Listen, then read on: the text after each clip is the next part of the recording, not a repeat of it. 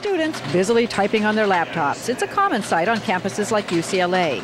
But could it be they're avoiding a textbook by logging on to Facebook? I'm wondering if you've ever thought, am I spending too much time on these sites? Yes, I have thought that. I've been trying to finish my thesis for a while now, and the Facebook, like being on the computer, it's sort of addictive. And so there were nights where I just spent the entire night just customizing my page. On websites like MySpace, you can instantly see what your friends online are doing and keep them updated on your every move.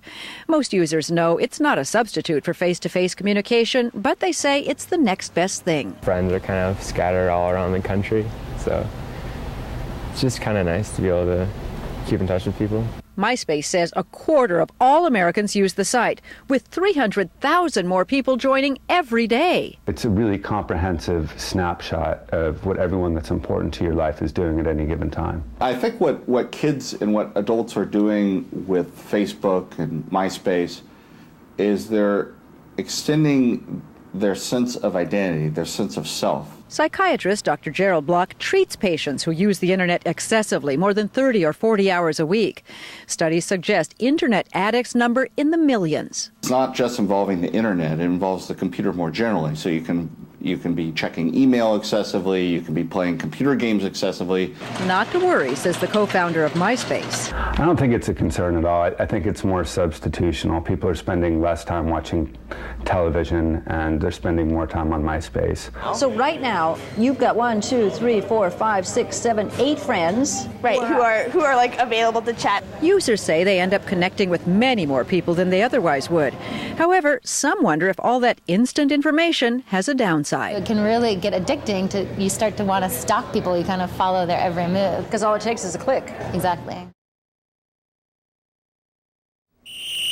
Boot camp opens at dawn.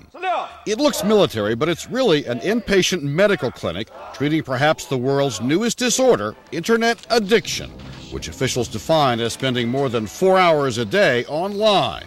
Li Hongyi is 18. All I thought about was internet games, he says, whenever I was awake and even when sleeping. This game with toy guns is part of therapy which only rich parents can afford, shelling out $1,200 a month. A game that gets kids back into the real world, playing with other kids.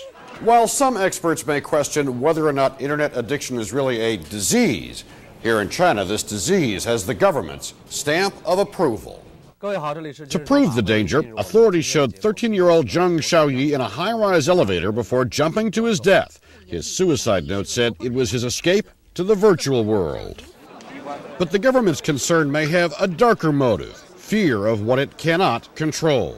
The Chinese government is still very clear that assembly and organization that's not within the government system is not permitted, for anywhere from a chess club or book club all the way to a political party.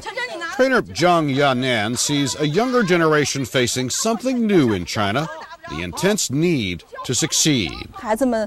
Parents push kids to get into the best colleges so they'll get rich, she explains. If kids can't fulfill these goals, they abandon themselves in the internet. Some cases require medications, and the worst can include mild shock therapy. Director Dr. Zhan Tao says 70% of the kids who leave here are cured. We replace bad habits, he says, with exercise, eating meals, and sleeping at regular times. Good habits change their future. China has only a handful of these clinics, but with internet use exploding, they may need a lot more to rescue kids trapped in the web.